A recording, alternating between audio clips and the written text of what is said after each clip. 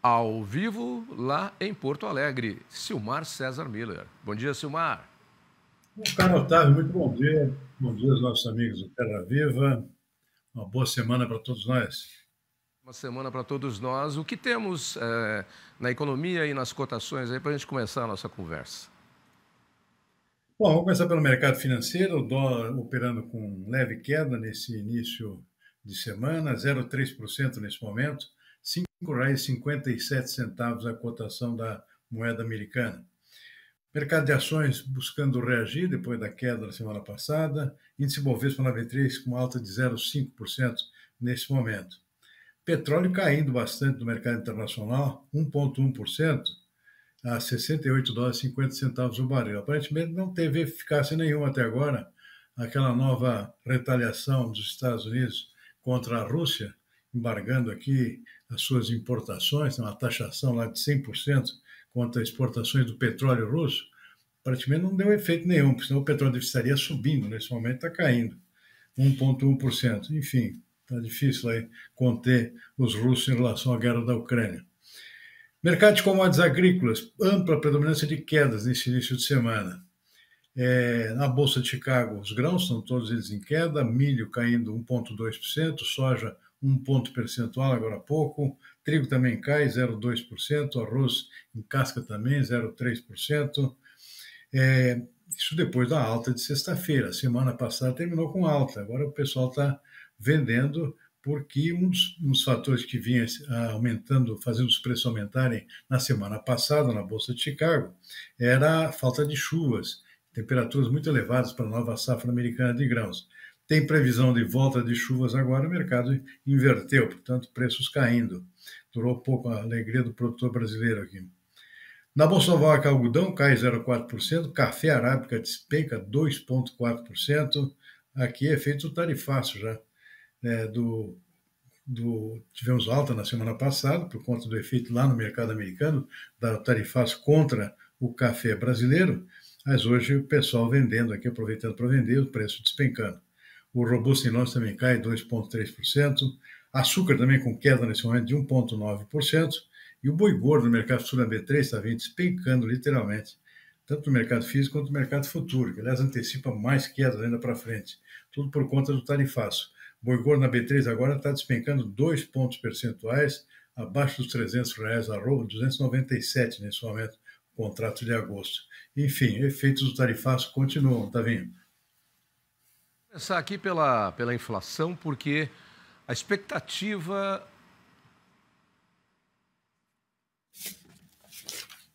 Morou, hein? A expectativa do mercado para a inflação deste ano recuou pela 8ª semana consecutiva, segundo o Boletim Focus divulgado pelo Banco Central na manhã de hoje. A projeção para o IPCA, Índice Nacional de Preços ao Consumidor Amplo, recuou de 5,17% para 5,10%. A mediana para o câmbio continuou em R$ 5,65. A expectativa para o crescimento do PIB, Produto Interno Bruto, também se manteve estável, em 2,23%, para o fim de 2025. A taxa básica de juros, a Selic, permaneceu estimada em 15% pela 4ª semana consecutiva, segundo o Banco Central. Bom, Silmar, aí acho que não temos ainda os efeitos do tarifaço, então muita coisa pode mudar daqui para frente. Ou já tem e o mercado não está enxergando da mesma forma igual para todo mundo, ou seja, por enquanto acho que está mais no sentido de cautela ainda. O fato é que esse tarifaço, por enquanto, a interpretação é que ele ajuda na inflação aqui dentro, né? Para que mais mercadoria vai ser retida no mercado interno, isso que não vai ser exportado. Então aí continua então essa expectativa de inflação decrescente, já pela 8ª semana consecutiva, agora expectativa é terminar o ano em 5,10, está cada vez se aproximando mais do teto da meta do Banco Central, que é 4,50. A gente começou lá perto dos 6%, estamos aí em 5,10 já. E também para o ano que vem, a expectativa agora cai para 4,45%. Previsão da economia continua para esse ano em 2,23, ou seja, já não está vendo ainda impacto direto na economia brasileira, essa questão nova do tarifaço. Para o ano que vem, sim, prevê uma pequena retração aqui para 1,88%. Dólar sem mexida aqui, 5,65, continua a mesma expectativa, ou seja, mercado que, aliás, ajuda no controle da inflação, é o dólar baixo, né? Que é o que continua, está acontecendo no próprio mercado, e a expectativa de fechar o ano também em níveis bem mais baixos que nós chegamos a ver no início do ano, quando o dólar chegou a superar os R$ 6.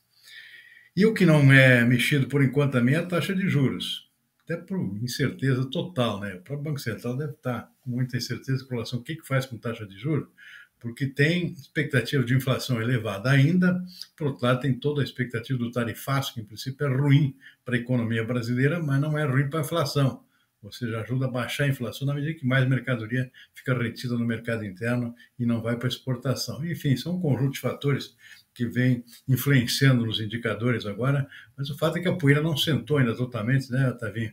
Porque essa tarifa, em primeiro lugar, só entra em vigor no dia 1º, ela não está valendo ainda, embora, claro, esteja todo mundo assustado de que ela vai ser confirmada, e não o contrário.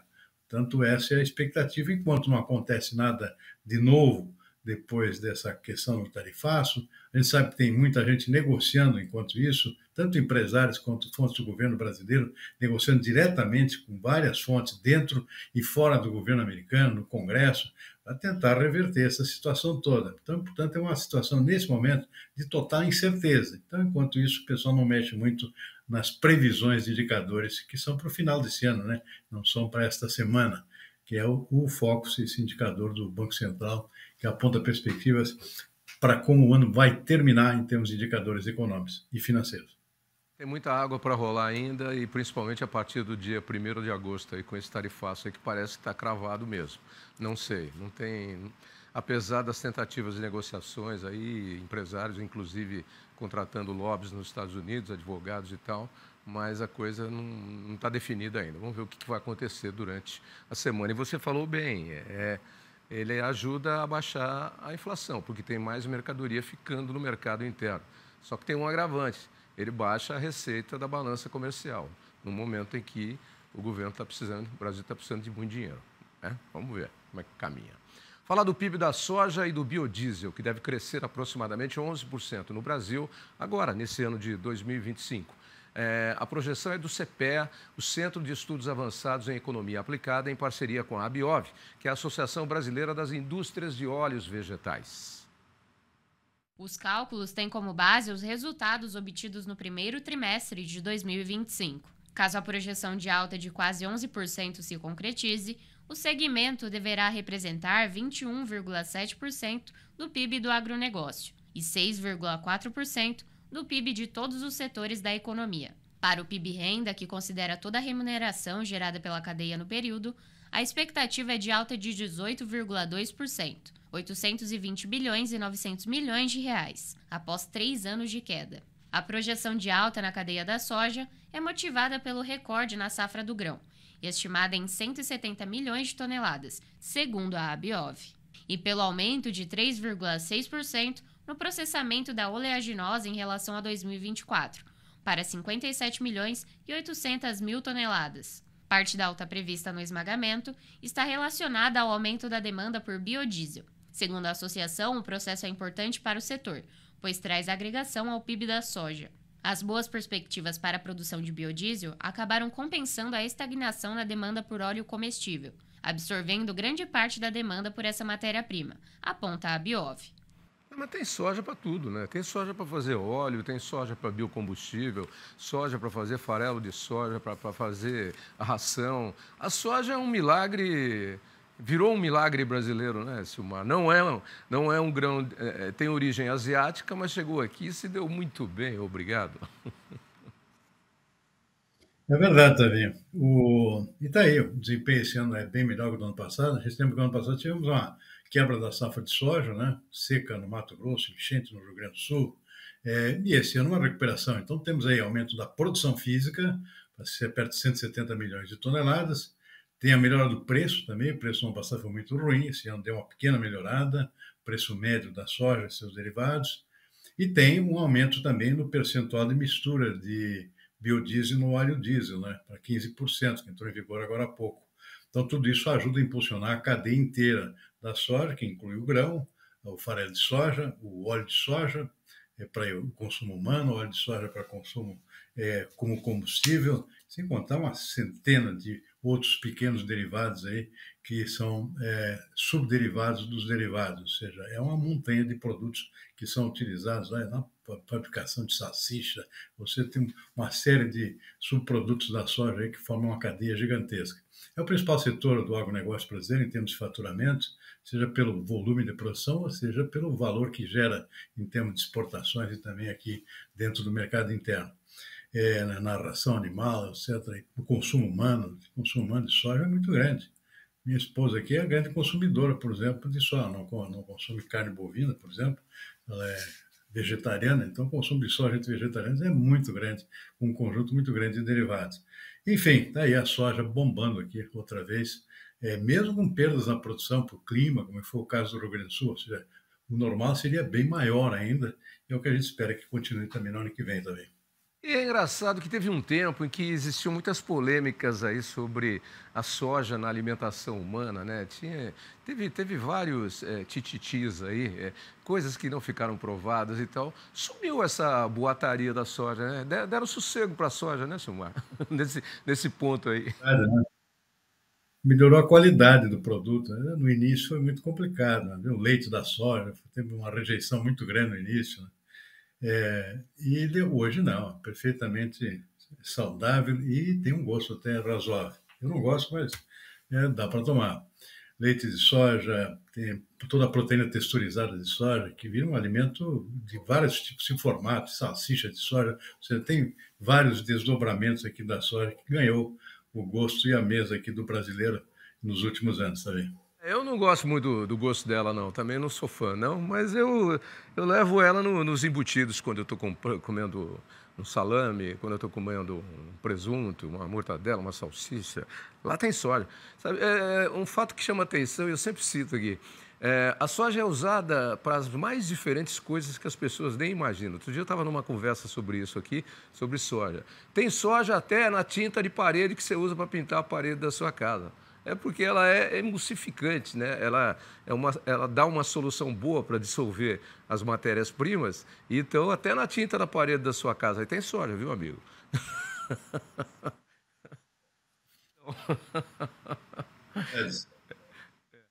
Tinta na parede, tá? Deixa a tinta lá na parede. Bom, vamos aí para o que está acontecendo lá no Porto de Santos, porque está um corre-corre danado lá e eu acho que muito provavelmente é por conta do tarifaço do Trump que entra em vigor em 1º agora de agosto. Acontece que o Porto de Santos registrou um aumento considerável nos embarques para os Estados Unidos na primeira quinzena de julho, hein? O principal produto a embarcar no período foram os containers com proteína animal. A administração do porto avalia que o crescimento nos embarques se trata de uma corrida contra o implemento das tarifas de 50%, impostas pelo presidente norte-americano Donald Trump, que começam a valer a partir de 1º de agosto. O embarque de carne bovina, frango, porco, miúdos e demais proteínas animais por containers aumentou 96% nas 2 primeiras semanas do mês. Já a exportação do café cresceu 17% no período. Segundo o presidente da autoridade portuária, Anderson Pomini, as 50 mil toneladas de celulose embarcadas para o país norte-americano também representam uma quantidade maior que nos meses anteriores. Para transportar toda essa carga até o terminal, o tráfego de caminhões apresentou aumento de 70%. O Porto de Santos é o maior da América Latina e corresponde a 30% da corrente comercial brasileira. Os Estados Unidos são o segundo principal destino dos produtos que passam pelo Porto Paulista, ficando atrás apenas da China. Ninguém quer ficar com o mico na mão, né? O que já está vendido aí, Hoje vou ver se eu encontro um amigo que trabalha especificamente com isso aí, importação e exportação, vou perguntar para ele em detalhes, quem sabe eu trago novidades. Amanhã ele trabalha justamente com o Porto de Santos. Agora, a verdade é que o tarifaço do Trump vai mexendo aí com o mercado. Isso vai provocar um excesso de mercadoria entrando nos Estados Unidos. Depois, eu não sei como é que fica. E o final de semana esquentou aí por conta dos vistos cancelados a ministros brasileiros, né, de entrada nos Estados Unidos, muita barulheira, muito comentário. O tarifaço continua dando trabalho e, não sei, o governo já mais ou menos parece que balançou a cabeça entendendo que vai ser 50% mesmo, que não vai ter jeito. Embora empresários, e eu não estou vendo tanto o governo negociando, mas empresários estão sim com lobbies nos Estados Unidos e advogados tentando de alguma forma agitar. Não sei o que vai dar nisso. Agora me chamou a atenção uma declaração do ministro Haddad, que eu ouvi vindo para cá no final de semana. Ele disse num pronunciamento lá numa entrevista que o governo está tomando medidas e que vai fazer contingenciamento e vai ajudar os setores que forem afetados aí pelo tarifaço do Trump. Ajudar com o quê? Dinheiro? Não tem dinheiro?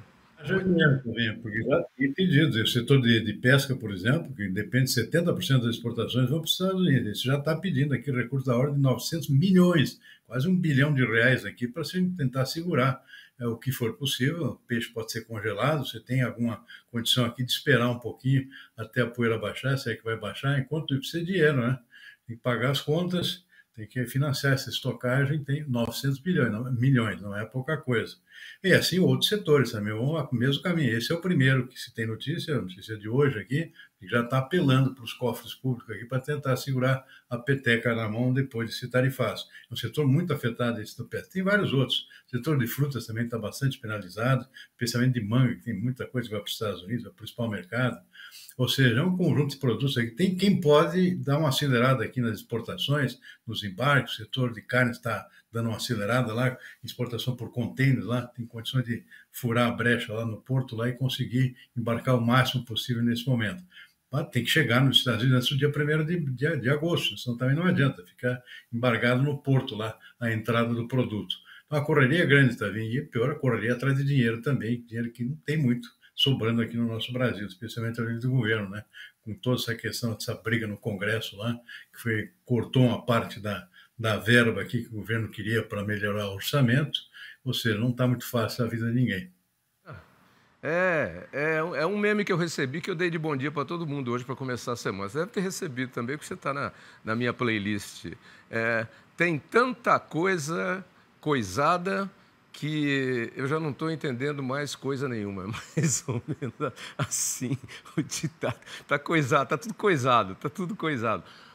Agora, chama atenção aí, não sei, o que o governo efetivamente, o governo brasileiro, as autoridades brasileiras, o governo estão fazendo em negociação? Porque o presidente Xi Jinping, numa determinada hora lá, conversou com o Trump, telefonou. Eu não vi o presidente Lula fazer isso, conversar com o Trump. Que efetivamente, de governo, não estou dizendo os empresários estão tentando se virar, mas de governo mesmo nós estamos fazendo o quê? Eu estou vendo o barco andar, 1º de agosto chegar e está todo mundo falando, acho que vai ser assim mesmo, não vai ter jeito. Como é que você tem visto? Você sabe, só Itamaraty, que vem fazendo tratativas diplomáticas, não vão dar em nada, né? Muito difícil, inclusive o próprio acesso, e o vice-presidente, que aparentemente também abandonou a conversação, ele que vinha provocando conversas lá com membros do governo americano, e só que o resultado que ele obteve foi mais medidas restritivas, né, que inclui o negócio do PIX, ou seja, uma série de outras coisas lá que vieram depois dessas conversações. Ou seja, a coisa não só não melhorou, como piorou até depois dessas conversações. Foram 2 conversas que o vice-presidente teve com membros do próprio executivo americano. Não deu nada até agora. Então, aparentemente, ali o governo não está. E o presidente Lula, diretamente com o Trump, zero, né? Nenhuma conversa, não quer conversa, pelo contrário, só crítica até agora. Também eu acho que alguma iniciativa poderia haver nesse sentido. Então, quem está articulando tudo agora, na verdade, é o Bolsonaro e seus filhos, né? Na maior parte jogando contra, inclusive, né? Essa iniciativa aí do filho do presidente que está nos Estados Unidos, recomendando até uma intervenção militar dos Estados Unidos no Brasil, foi um negócio grotesco, né? Impressionante. Ou seja, acaba dando com os burros lá, atuando contra o seu próprio país. Ninguém entendeu essa manifestação. Acho que essa não é a forma de tentar melhorar a situação aqui. Pelo contrário, está piorando, né? Toda essa intervenção aqui junto ao próprio governo americano jogando contra o Brasil. Então, é uma coisa incrível de entender também. Que ele herdou essa língua afiada aí do pai. Parece que isso aí é DNA do sobrenome Bolsonaro, né? Porque a gente sabe quantas atravessadas o Bolsonaro deu durante os seus 4 anos de governo, justamente por não ouvir consultores, porta-vozes, etc. Não fala assim, fala isso, não diz isso, diz aquilo. Parece que está no DNA aí dos Bolsonaro mesmo, uma língua afiada.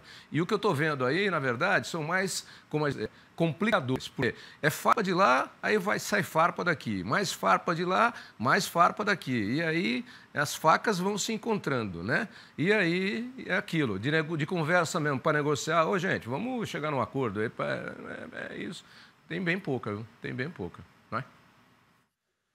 O temor até, Tavinho, que além que não só não caia esse tarifaço, como pode vir até coisa adicional, hein? Tem suspeita nesse sentido. Você não está muito fácil a situação, não. Semana está só começando, até sexta tem muita lenha para queimar, Silmar. E não é na fogueira de São João, é na fogueira das vaidades políticas. Até amanhã, abraço. Um abraço, boa segunda-feira.